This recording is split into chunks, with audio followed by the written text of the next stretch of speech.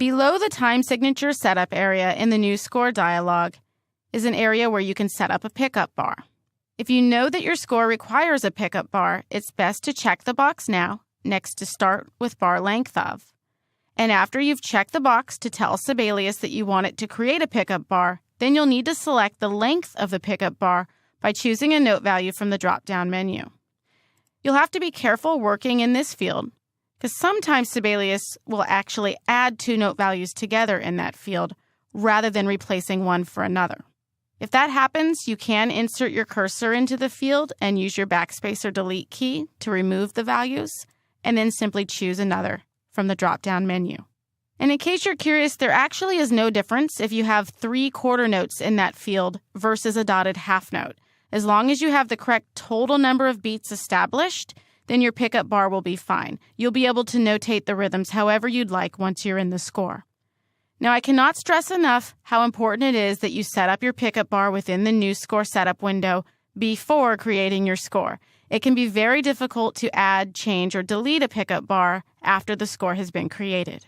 Once you have your pickup bar established, if you continue scrolling down in the new score setup window, you'll find a tempo section. This is where you can choose a tempo text or a metronome mark to add to the beginning of your score.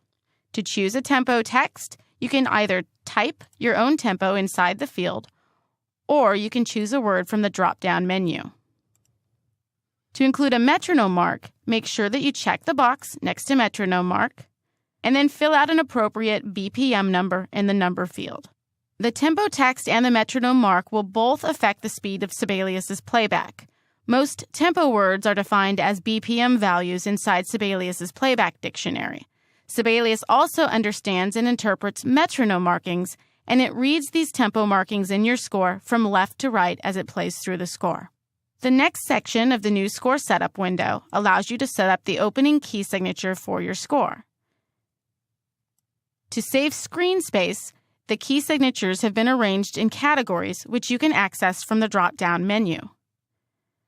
So to choose a key signature, select the proper category. I'll choose Major Flat Keys, and then select the key signature of your choice from within the window. I'll choose F major. If you're looking for C major and A minor, you would need to choose the No Key Signature category, and then you can choose C major.